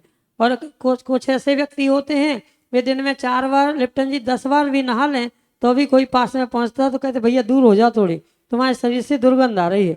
तो ये क्या है? ये नाम कर्म के उदय के कारण होता है। ठीक है, गंध नाम कर्म के उदय से। ठीक है, जिसके उदय से शरीर में वर्ण यानी रूप हो, वह वर्ण नाम कर्म। इसके सफ़ेद, नीला, काला, ये जो 5 भेद हमने समझे। तीर्थंकर भगवान के कितने तीर्थंकर भगवान 24 तीर्थंकर कितने भेद हैं, वर्ण हैं? 5। कौन कौन से है? लाल वर्ण के कौन से तीर्थंकर हैं? 5। लाल वर्ण के 5 तीर्थंकर, हाँ है, हाँ पद्म प्रभु वासुपूज जी। इसलिए बहुत ध्यान से पढ़ो, बार बार कहा जा रहा है, बार बार कहा जा रहा है कि बहुत क्या हुआ काला, कुछ नहीं हुआ काला। काले वर्ण वाले कौन से? मुनि सुव्रत नाथ और नेमिनाथ। लाल वर्ण वाले कौन से? लाल वर्ण वाले कौन से गोलू? पद्म प्रभु और वासुपूज। इसलिए ध्यान रखना, पीत वर्ण वाले कितने? अरे यार, 2 हरियल, दो गोरे 2 सावले, पढ़ा नहीं आप लोगों ने ऐसा कुछ? 2 गोरे 2 सावले, 2 हरियल 2 लाल, 16 से हैं, 16 स्वर्ण समान है, मैं बंधो त्रिकाल। ऐसे 24 तीर्थंकर के वर्ण होते हैं। तो ये वर्ण नाम कर्म के उदय से ये सब इस तरह के शरीर प्राप्त होते हैं। ठीक है, अब आन पूर्व नाम कर्म को बताते हैं कि मरण के बाद पूर्व शरीर आकार होना अथवा जिसके उदय से पूर्व शरीर के आकार का विनाश ना हो, वह आन पूर्व नाम कर्म है। इसके भी 4 भेद कहे, 4 गति, उसके हिसाब से 4 भेद। ठीक है, आगे अगुरु लघु नाम कर्म, जिस कर्म के उदय से जीव का शरीर लोहे की तरह भारी अथवा रुई की तरह हल्का हो, वह अगुरु लघु नाम कर्म है। ठीक है, जिस कर्म के उदय से मैं अपने आप ही अपना घात कर लूँ, ऐसे जो भाव हैं, ऐसा जो कार्य है, वह क्या है? उपघात नाम कर्म है। उपघात आचार्य भगवंत पूजपा स्वामी सर्वार सिद्धि ग्रंथ में लिखते हैं कि स्वयं विष खाकर मरण को प्राप्त हुआ, स्वयं पर्वत से गिरकर मरा, या आत्महत्या करना, ये क्या है? यह उपघात नाम कर्म का उदय है। जब उपघात नाम कर्म का उदय होता है तो व्यक्ति के ऐसे परिणाम होते हैं। अपना ही नाखून अपने को लग गया, ये क्या है? उपघात नाम कर्म। स्वयं से स्वयं का घात हो जाना, ये क्या है? उपघात नाम कर्म। ठीक है, परघात, जिस कर्म के उदय से दूसरे के द्वारा जीव का घात होता है, मतलब जीव का घात तो नहीं होता है, लेकिन उस पर्याय का घात होता है, उसका नाम क्या है? जीव का घात होता है। जीव मरता है क्या? जीव मरता है क्या? जीव नहीं मरता, जीव नहीं मरता। जीव मरता है कि नहीं? बहुत सारे ज्ञानी लोग बैठे हैं, अरे जीव नहीं मरता क्या? पर्यार्थिक दृष्टि से जीव का मरण होता कि नहीं होता है? पर्यार्थिक दृष्टि से होता है कि नहीं होता है? तो मरा कौन? मरा कौन? पर्याय से जीव मरा। जीव मरता है क्या कभी? जीव नहीं मरता, लेकिन पर्यायिक दृष्टि से उस जीव का मरण होता है, ऐसा कहा जाता है। ठीक है, चलो उस विषय को, बहुत क्लिष्ट विषय है, उसको फिर कभी आगे हम समझेंगे। अभी हम यहाँ पर नाम कर्म को समझ रहे हैं। तो परघात यानी किसी के दूसरे के द्वारा अंगोपांग, दूसरे का घात करने वाले अंगोपांग हो, उसको परघात नाम कर्म करते हैं। या जिसके निमित्त से पर शस्त्र आदि के निमित्त पाकर प्राणों का घात हो, वह परघात नाम कर्म है। ठीक है, अब आगे आतप नाम कर्म, जिस कर्म के उदय से आतप रूप शरीर प्राप्त हो, जैसे चांद सूर्य, ये तारे आदि जो हैं, ये क्या है? इनका आतप नाम कर्म का उदय है। इसका उदय सूर्य के विमान में स्थित पृथ्वी कायक जीवों को तथा जुगनू आदि जीवों के होता है। जुगनू देखा आप लोगों ने? जुगनू एक छोटा सा जीव होता है जो रात में उड़ता है और लाइट जलती है उसकी, हाँ मतलब प्रकाश होता है, वो क्या है? जुगनू। ये क्या है? आतप नाम कर्म के उदय से होता है। आगे उद्योत नाम कर्म, जिस हाँ आतप सूर्य में होता है, उद्योत जो होगा इनमें, इसमें लगाएंगे। ठीक है, चंद्रबिंब में जो होता है वो आतप नाम कर्म है, और वो उद्योत नाम कर्म है। और सूर्य में जो है वह आतप नाम कर्म है, और चंद्रमा में जो है वो उद्योत नाम कर्म है। ठीक है, जिसके उदय से उद्योत रूप शरीर हो, मूल अथवा प्रभा दोनों उष्णता रहित हो। सूर्य में उष्णता होती है, सूर्य मूल में ठंडा है, सूर्य जो है मूल में ठंडा है, लेकिन उसकी प्रकृति गर्म है, इसलिए वह आतप नाम कर्म है। और यहाँ पर उद्योत जो मूल में ठंडा है वह क्या है, उष्णता से रहित है, उसकी प्रभा वह उद्योत नाम कर्म है। और यह क्या, चंद्रमा आदि के। ठीक है, आगे उच्छ्वास नाम कर्म, जिसके उदय से उच्छ्वास, श्वास उच्छ्वास बोलते ना, उच्छ्वास होता है, वह उच्छ्वास नाम कर्म। और जिस कर्म के उदय से आकाश में गमन हो वह विहायो गति नाम कर्म उदय है। इसके प्रशस्त और अप्रशस्त दो भेद हैं। हाथी, वृषभ, हंस, मयूर, सुअर की जो गति मानी जाती है वह प्रशस्त गति मानी जाती है। गमन, गति का मतलब त्रिवंच गति नहीं, गमन गति का मतलब क्या हो गया प्रतीक, क्या कह रहे हैं, फिर सुअर बने, ऐसा कह रहे हैं। अच्छा, हाथी की गति और सुअर की गति ये क्या मानी जाती है, प्रशस्त गति मानी जाती है, प्रशस्त गमन माना जाता है इनका। ठीक है, तो आदि के गमन को, सुंदर गति को प्रशस्त विहायु गति कहते हैं। ऊंट, गधा, मृग, श्वान, बिल्ली, नाग आदि की कुटिल गति को अप्रशस्त विहायु गति कहते हैं। व्यक्ति के चल जैसे इस तरह से ऐसी गति जिस मनुष्य की होती है उससे भी उसके लक्षण जाने जाते हैं। तो यहाँ पर प्रशस्त विहायु गति और अप्रशस्त विहायु गति, इसको समझा।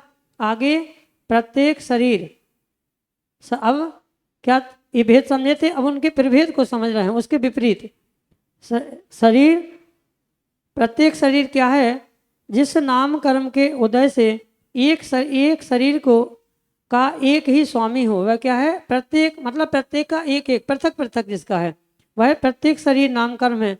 और जिसके एक शरीर के अनेक स्वामी हो वह क्या है, साधारण शरीर नाम कर्म। इसका उदय निगोदिया वनस्पतिक कायिक जीवों में होता है, और साधारण वनस्पति इसलिए अभक्ष कही गई है। ठीक है, स्थावर नाम कर्म, जो जिस नाम कर्म के उदय से एक इंद्रिय जीवों में जन्म होता है वह स्थावर नाम कर्म। त्रस नाम कर्म, जिस नाम कर्म के उदय से द्विइंद्रिय आदि में जन्म होता है वह त्रस नाम कर्म। ठीक है, अब सुभग नाम कर्म, जिस कर्म के उदय से दूसरे जीवों को अपने में प्रीति उत्पन्न हो वह सुभग नाम कर्म हो गया। इसके विपरीत दुर्भग हो गया, जिस सुभग नाम कर्म के उदय से लोकप्रियता प्राप्त होती है और दुर्भग नाम कर्म के उदय से कोई देखना भी पसंद नहीं करता। ये क्या है, सुभग और दुर्भग नाम कर्म।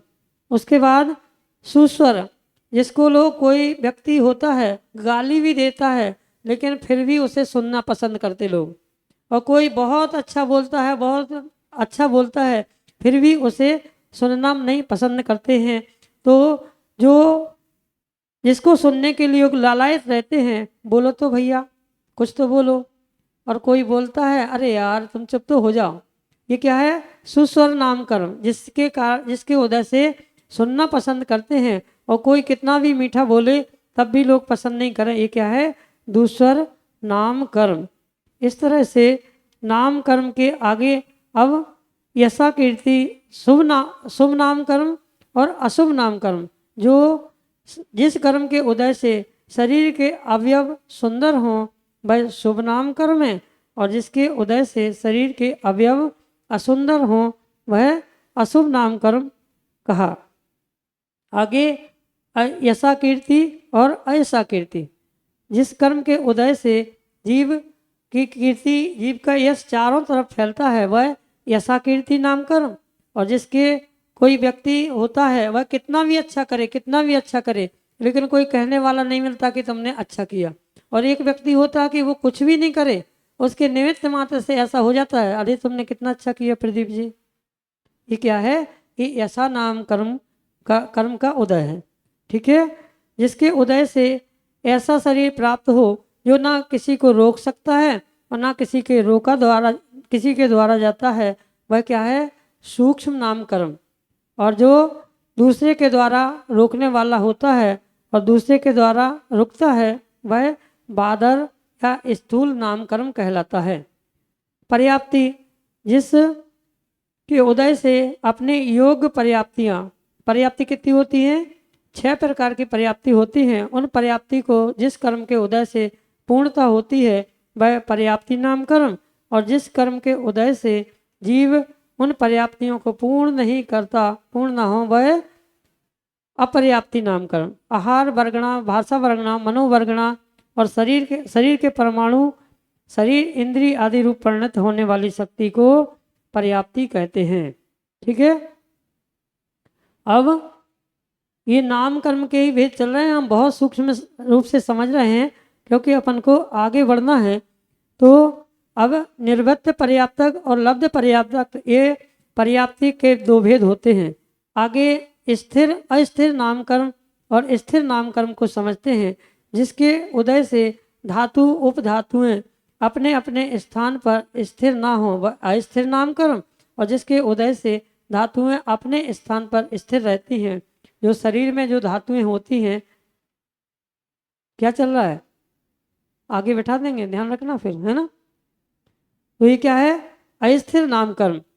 जैसे थोड़ी सी धूप लगे तो पसीना झरने लग जाए, वर्षा में भीग गए तो छींक आने लग गई, ये क्या है, ये धातुएं जब विकृत होती हैं, ये अस्थिर नामकर्म का उदय होता है तो जीव तुरंत बीमार पड़ता है। ठीक है, आधे, अगला आधे, जिससे शरीर में तेज उत्पन्न होता है वह आधे नामकर्म है, और जिससे शरीर में रूखापन आता है वह अनादे नामकर्म है। ऐसा कीर्ति, जिससे जीव की प्रशंसा होती है वह ऐसा कीर्ति, और जिससे प्रशंसा न हो वह अपयश फैले वह ऐसा कीर्ति नामकर्म। और आगे अब कौन सा रह गया, तीर्थकरत्वम। और तीर्थंकर मतलब जिस कर्म के उदय से जीव को तीर्थंकर नाम कर्म प्राप्त होता है, जो किससे प्राप्त होता है, 16 कारण भावनाओं से प्राप्त होता है, ऐसा वह नाम कर्म क्या है, वह तीर्थंकर नाम कर्म कहा। इस तरह से हमने नाम कर्म के कितने वेद, 42 वेदों को समझा। आगे गोत्र कर्म के भेद को कहते हैं, पढ़ते हैं सूत्र नंबर 12। अगले सूत्र पर पहुंचो, क्योंकि नाम कर्म का विषय बहुत है लेकिन उतना समय अपने पास नहीं है, इसलिए अपन अगले कर्म को समझते हैं, गोत्र कर्म को। और गोत्र कर्म के भेद 12 नंबर सूत्र में कहते हैं, उच्चैर नीचेश्च, उच्चैर नीचेश्च। उच्च गोत्र कर्म और नीच गोत्र कर्म के भेद से गोत्र कर्म के 2 भेद कहे, उच्च गोत्र और नीच गोत्र। उच्च गोत्र जिस कुल में, जो पूज्य कुल है, जिसमें जीव अपने कल्याण के मार्ग को प्राप्त करता है, जो पूज्य कुल में जन्म हो वह उच्च कुल, और जिससे लोक में निंदित हीन कुल में जन्म हो वह नीच गोत्र। मतलब जिस कुल में ज्ञानेश्वरी दीक्षा ग्रहण करने की योग्यता होती है वह उच्च कुल है, और जिसमें ऐसी योग्यता नहीं है वह गर्हित कुल, नीच कुल कहा। ठीक है, अंतराय कर्म के भेद को कहते हैं, पढ़ते हैं अगला सूत्र नंबर 13। जल्दी पढ़ो, अभी 13 सूत्र और बचे हैं और समय अपने पास कम है। ठीक है, आगे दान लाभ भोगो भोग वीर्याणाम, दान लाभ भोगो भोग वीर्याणाम। दान, लाभ, भोग, उपभोग और वीर, ये अंतराय कर्म के 5 भेद कहे। दान अंतराय, जिसके कारण से भाव तो हो रहे हैं दान देने के, लेकिन दान देने में विघ्न आ रहा है, दान देना है परंतु दान ना दे पाए, ये क्या है, दानांतराय कर्म है। और वस्तु सामने है, अब सामने सब कुछ है, डॉक्टर ने कह दिया कि आपको गद्दे पर नहीं सोना है, उपलब्ध सब कुछ है, ये क्या है, लाभांतराय कर्म है कि लाभ तो प्राप्त सामने सब कुछ वस्तु है लेकिन हम उसका भोग नहीं कर पा रहे, ये क्या है, लाभांतराय कर्म है। ठीक है, आगे दान लाभ भोग मतलब सामने है सब कुछ भी, लेकिन क्या हो गया, शुगर हो गई, अब मीठा नहीं खा सकते, मीठा नहीं खा सकते, ये क्या हो गया, भोग अंतराय कर्म। और सब कुछ सामग्री है, बेड पर सोने के लिए डॉक्टर ने मना किया, ये क्या, उपभोग की वस्तुओं का उपभोग नहीं कर पाना, ये उपभोग नाम क्या है, अंतराय कर्म है। ठीक है, आगे वीर अंतराय कर्म, शक्ति, शक्ति है आप में, निर्ग्रंथ बनने की शक्ति नहीं है क्या, है, लेकिन उसको उद्घाटित नहीं कर पाना, अपनी शक्ति को उद्घाटित नहीं कर पाना, ये क्या है, वीरंतराय नाम कर्म कहा। ठीक है, आगे स्थितिबंध, अभी क्या समझ रहे थे हम, प्रकृति और प्रकृति बंध को समझा हमने, अब आगे स्थिति बंध को कहते हैं। स्थिति मतलब, स्थिति मतलब क्या, प्रथमेश, स्थिति मतलब काल। ठीक है, स्थिति मतलब काल, उसकी सीमा। तो पढ़ते हैं अगला सूत्र नंबर 14, सूत्र नंबर 14, आदिस्तृष्णा मंत्रायश्च त्रिंशत् सागरोपम कोटि कोट्या परा स्थिति।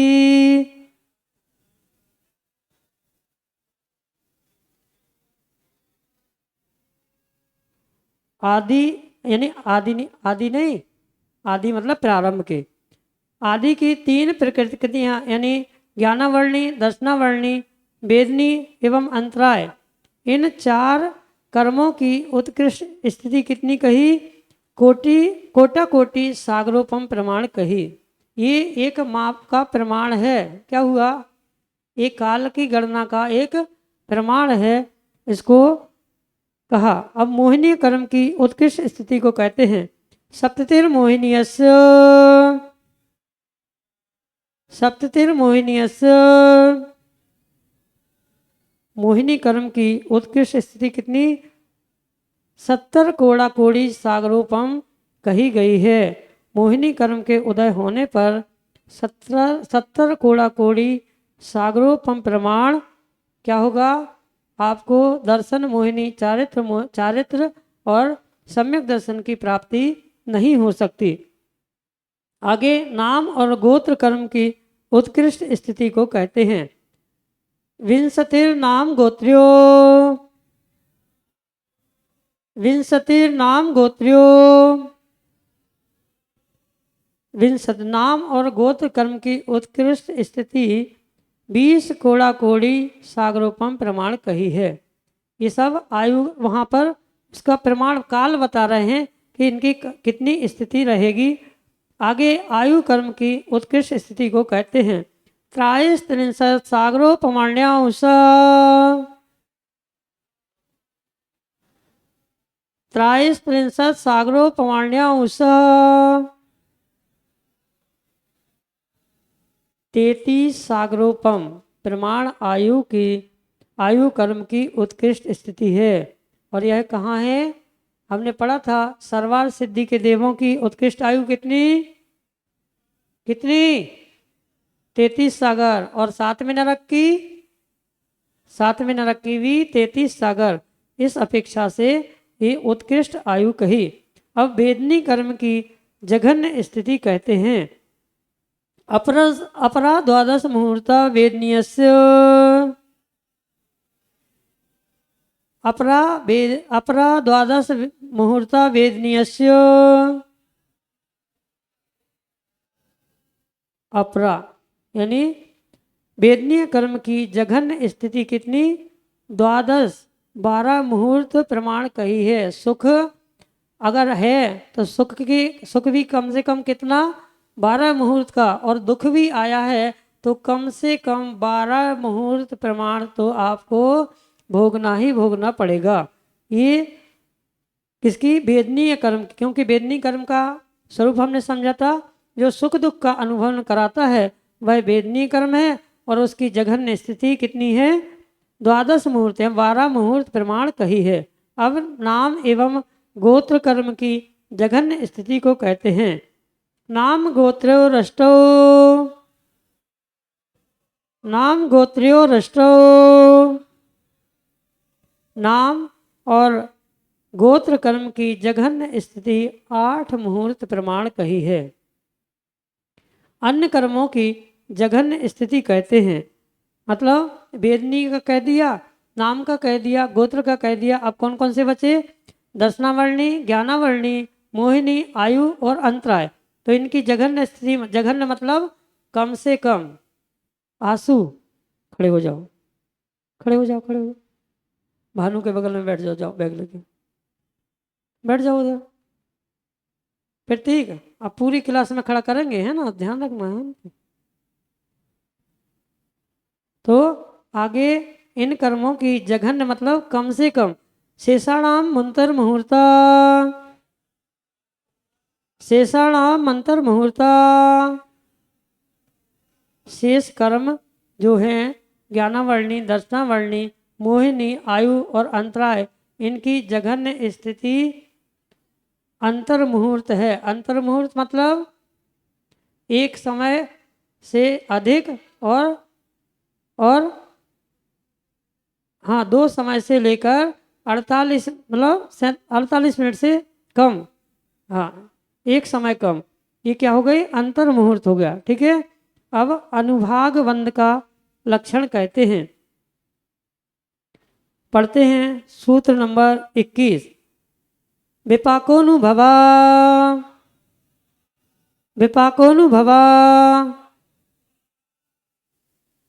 विपाकोनुभवा यानी विविध प्रकार से फल देने की शक्ति अथवा कषाय की तीव्रता, मंदता अथवा मध्यमता से आश्रव में जो विशेषता होती है, उससे होने वाले विशेष पाक को, मतलब कर्मों की पकने की स्थिति को क्या कहा? विपाक कहा है? फल देने के मतलब कब, कितने समय बाद। तो विविध प्रकार से फल देने की स्थिति को क्या कहा? विपाक कहा। विपाक यानी फलदान। अब अनुवाक का कथन कर रहे हैं कि विपाक यानी फलदान, जैसे कर्म करोगे वैसा ही फल उदय में आएगा। तो कब कैसा फल देगा उसके लिए कहा कि मतलब कब कितना और कैसा फल आएगा उसके लिए उसको कहा जो कर्म, जो संचित कर्म है उनका फल रूप आना, उनका उदय रूप आना, इसको क्या कहा? विपाक कहा। ठीक है। आगे अनुभाग क्या है, कैसा है, उसके लिए कहते हैं सा यथानाम, सा यथानाम, जिस कर्म का जैसा नाम है उसका वैसा ही काम है। 8 कर्म हमने समझे। ज्ञानावर्णी मतलब ज्ञान पर आवरण करना, सा यथा नाम, जिसका जैसा नाम है वैसा उसका काम कहा। दर्शनावर्णी मतलब दर्शन पर दर्शन को आवरण करना। वेदनीय मतलब वेदन कराना। मोहिनीय मतलब आकर्षित करना। आयु मतलब किसी एक सीमा तक पढ़ा था ना अभी 8 कर्म, तो इसी तरह से ऐसा कहा। अब निर्जरा कैसे है, कैसी होती है, उसके लिए अगला सूत्र कहते हैं, पढ़ते हैं सूत्र नंबर 23। ततश्च निर्जरा, ततश्च निर्जरा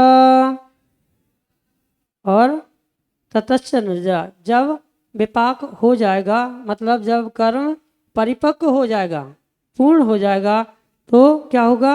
अनुभव के बाद कर्मों की निर्जरा होती है। मतलब समय पूर्ण होने पर जो निर्जरा है, निर्जरा के भी यहाँ पर 2 भेद कहे, एक सविपाक निर्जरा और दूसरी अविपाक निर्जरा। ठीक है। सविपाक निर्जरा मतलब क्या? जो कर्म का हमने आश्रव किया और वह कर्म आत्मा में आकर के बंध गया। अब जब उसका काल पूर्ण हो जाएगा, काल पूर्ण हो जाएगा, जितने समय के लिए बांधा, तो जैसे कहा शेषाणाम मंत्र मुहूर्ता, अब कम से कम ज्ञानावर्णी कर्म को भी बांधा तो वो कितने समय में? अंतर मुहूर्त में भी वो उदय में आ सकता है। तो कम से कम उदय में आने के लिए अंतर मुहूर्त तो लगेगा ही लगेगा।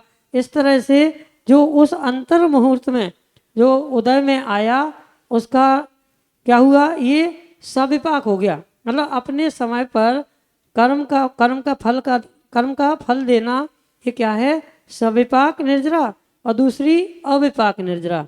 जैसे आम देखे आप लोगों ने, आम देखे, आम आम खाए हैं क्या? कैसे लगते आम? खट्टे लगते कि मीठे? खट्टे नहीं होते आम हैं, कच्चे आम खट्टे होते और वही जब पक जाते तो वह क्या, मीठे हो जाते। तो आम को कैसे पकाया जाता? आम को पाल के अंदर, मतलब पाल के अंदर पत्तों से ढक के या किसी वस्तु से ढक देते हैं। तो जो कच्चे आम थे, जो बहुत समय बाद पकने वाले थे, कुछ अंतराल वाले पकने वाले थे, वो आम क्या होते हैं, वे अल्प समय में पक जाते हैं। इसी तरह से जो कर्म हम शुभाशुभ रूप कर्मों को, जिस कर्मों को हमने कर्म उदय काल ना होने पर भी उनको तप आदि के द्वारा उनको निर्जीर्ण कर देना, उदय में लाकर उनको खिरा देना, ये क्या है, अविपाक निर्जरा। तो निर्जरा कितने प्रकार की होती है? गोलू भैया खड़े हो जाओ, खड़े हो जाओ। देखो प्रतीक, तुम्हारी वजह से दो लोगों को खड़ा होना पड़ा, एक को स्थान बदलना पड़ा, दूसरे को खड़ा होना पड़ा। अगली बार तुम्हें खड़ा करेंगे। खड़े हो जाओ गोलू। ठीक है, दो दो तीन सूत्र और बचे हैं, तब तक थोड़ी देर खड़े रहो, बैठे बैठे थक गए होगे, है ना। ऐसे काम नहीं करो यार। देखो बार बार माइक से नाम लेना अच्छा नहीं लगता हमें, है ना। क्या हो गया? अच्छा, जो खड़ा होगा उसको फर्स्ट प्राइज मिलेगा। अच्छा हाँ, एक प्राइज वो भी अपन देंगे कि देखना पड़ेगा, रिकॉर्डिंग देखनी पड़ेगी कि उसमें किसका नाम कितनी बार, तो सोच लेना किसका नाम कितनी बार बोला, अच्छे के लिए कितनी बार बोला, हाँ, और आदि उपद्रव, भले ही मौन है लेकिन उपद्रव के लिए कितनी बार बोला, ठीक है, ये ध्यान रखना। तो ये क्या, निर्जरा के दो भेद कौन कौन से बोलू? क्या पता, हम तो बातों में लगे थे महाराज जी। कौन से प्रतीक हैं?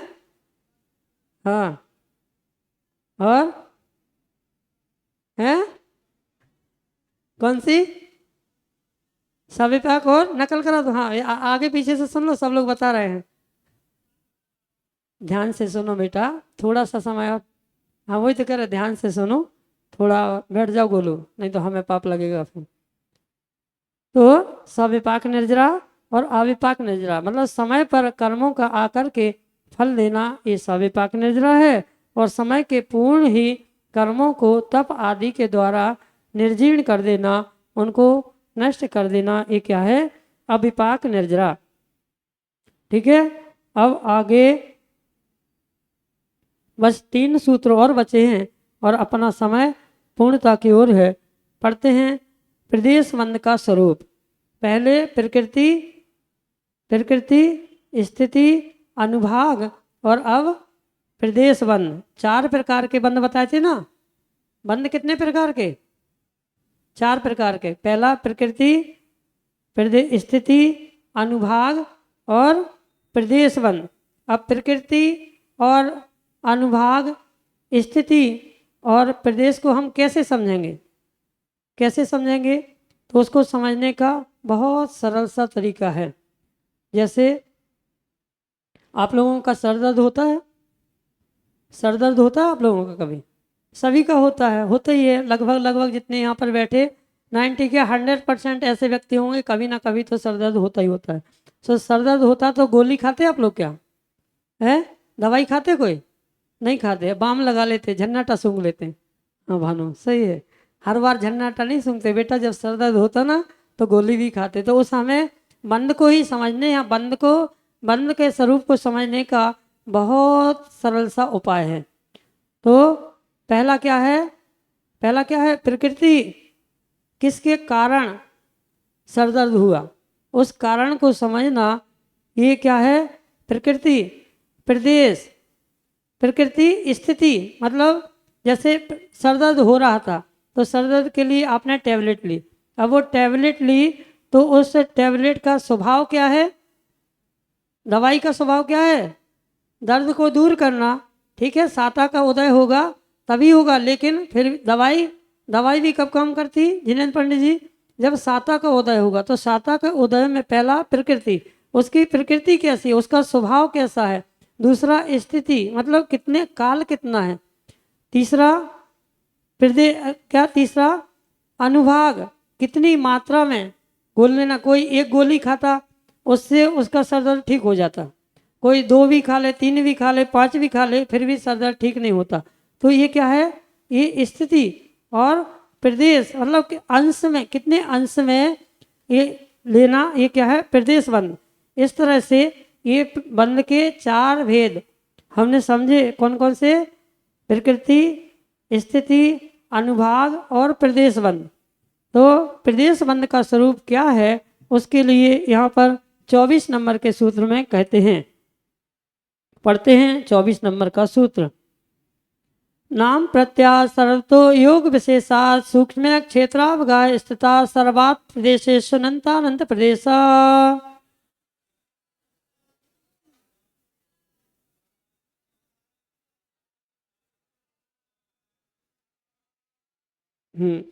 इसमें चार्ट है ना, इसमें देखो। ये प्रदेश वन मतलब सर्व आत्म प्रदेशों से कर्म पुद्गलों का एक क्षेत्र अवगाह रूप से स्थित होकर स्थिति को पाकर बंद हो जाना, ये क्या है, प्रदेश बंद है। ज्ञानावरण आदि कर्म प्रकृतियों के कारण सब ओर से अथवा देव नरकादि समस्त भवों में मन वचन काय रूप योग विशेष से सूक्ष्म अथवा एक क्षेत्र अवगाह रूप स्थिति संपूर्ण आत्म प्रदेशों में जो कर्म रूप पुद्गलों के अनंतानंत प्रदेश हैं, उनको प्रदेश बंद कहा। कुछ समझ में आया क्या? कुछ समझ में नहीं आया? समझने का पुरुषार्थ। यहाँ पर इतना समझो कि प्रदेश बंद किसे कहा। तो जो ज्ञानावरण आदि कर्म प्रकृतियों को हमने समझा, उनके के कारण सब ओर से अथवा देव नारक आदि समस्त भवों में मन वचन काय रूप योग विशेष से सूक्ष्म अथवा क्षेत्र अवगाह रूप स्थिति संपूर्ण आत्म प्रदेशों में जो कर्म पुद्गल के अनंतानंत प्रदेश हैं, उनको क्या कहा? उनको प्रदेश बंद कहा। नाम कर्म के प्रकृति के कारणभूत प्रति समय मन वचन काय के योग विशेष में एक क्षेत्र अवगाह रूप जैसे अनंतानंत पुद्गल परमाणु आत्म प्रदेशों में संबंध को प्राप्त हैं। ये क्या हो गया? प्रदेश बंद। एक एक प्रदेश पर तदात्मभूत होकर के अवस्थित हैं, इसे क्या कहा? प्रदेश बंद कहा। इसमें जैसे संश्लेष संबंध है, एक क्षेत्र अवगाह यानी दूध पानी जैसे मिले हुए हैं, इस तरह से तिल में तेल के समान आत्मा के प्रदेश और कर्म प्रदेश वे ही फल दे रहे हैं। इसको क्या कहा? इसको ही प्रदेश बंद कहा। और बंद को प्राप्त कर्मों की उत्कर्षण, संक्रमण, अपकर्षण, उदीर्ण, सत्व, उदय, उपशम, निदत्ति और निकाचित, ये 10 अवस्थाएं कही हैं। किसकी? प्रदेश बंद की। पीके जैन साहब, प्रदेश बंद की 10 अवस्थाएं कही हैं। उदय, उत्कर्षण, संक्रमण, अपकर्षण, उदीर्ण, सत्व, उदय, उपशम, निदत्ति और निकाचित, ये 10 क्या हैं? 10 अवस्थाएं। किसकी? किसकी? प्रदेश बंद की। पुद्गल द्रव्य का कर्म रूप होकर आत्म प्रदेशों के साथ संबंध होना, ये क्या है? बंध है। और कर्मों की का जो स्थिति और अनुभाग था उसमें वृद्धि होना, ये उत्कर्षण है। और जो प्रकृति पहले बनी थी, उस प्रकृति के परमाणुओं का अन्य रूप प्रकृति रूप होना, ये क्या है? संक्रमण हो गया। कर्मों की स्थिति अनुभाग का जो पूर्व रूप था उसका घट जाना, ये क्या हो गया? अपकर्षण हो गया। और जो उदय में आ रहे हैं उसको क्या कहा? उदीर्ण कहा। पुद्गल का कर्म रूप होना, ये क्या हो गया? सत्य हो गया। और अबाधा काल पूर्ण होने पर कर्म अपने पूर्वबद्ध स्थिति बंध के अनुसार उदय को प्राप्त होना, ये उदय कहलाता है। और जो कर्म परमाणु उदीर्णा को प्राप्त होने में समर्थ ना हो उसको उपशम कहते हैं। और जो कर्म अन्य प्रकृति रूप संक्रमण करने में समर्थ नहीं होता है उसको निधत्ति कर्म कहते हैं। उस कर्म का बंध कहाँ पर होता है? देव शास्त्र गुरु के सानिध्य में ही होता है। और उसका जब भी क्योंकि इन कर्मों का निधत्ति निकाचित कर्मों का कभी उत्कर्षण अपकर्षण नहीं होता, कि तो जिस रूप बांधे हैं उस रूप भोगने ही पड़ते हैं। इसलिए देवशास्त्र गुरु के सामने बहुत सावधानी से हमें व्यवस्थित होकर रहना चाहिए।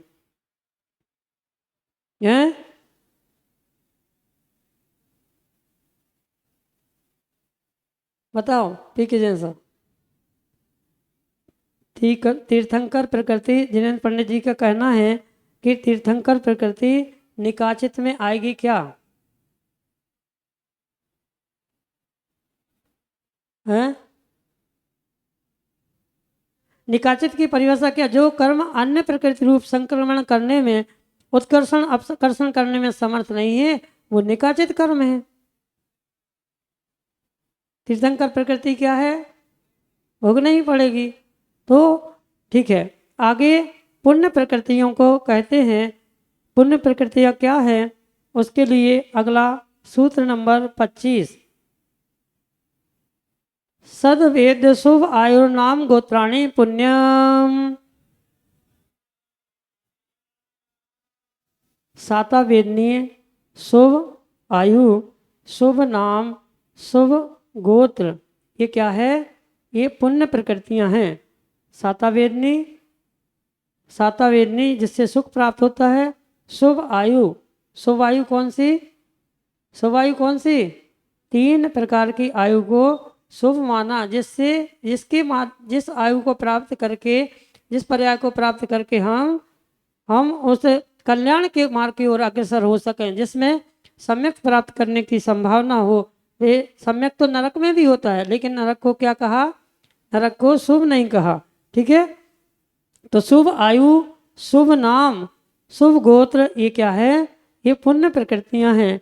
और इनसे भिन्न वो क्या हैं उसके लिए अंतिम सूत्र में कहते हैं, क्योंकि अपना समय पूर्णता की ओर है और अपन को तत्व सूत्र का ये 8वां अध्याय इस सूत्र के साथ ही पूर्ण करना है। पढ़ते हैं अंतिम सूत्र। अतोन्यत पापम, अतोन्यत पापम। तो अतोन्यत पापम मतलब साता वेदनी से भिन्न जो शेष हैं वह क्या है? वह पाप प्रकृतियां हैं। मतलब असाता वेदनी, अशुभ आयु, अशुभ नाम और अशुभ गोत्र, ये क्या है? ये पाप प्रकृतियां कही हैं। और इन पाप प्रकृतियों के कारण, ये पाप प्रकृतियां क्या है? संसार का ही कारण है, इसलिए इनको पाप रूप कहा। इस प्रकार से हमने तत्व सूत्र के बंध के स्वरूप को समझते हुए 8वें अध्याय को यहाँ पूर्ण किया। कल संबर और निर्जरा को समझेंगे। उसके पूर्व हमें अपनी प्रज्ञा की परीक्षा देना है, तो समय पर उपस्थित होना। कितने बजे?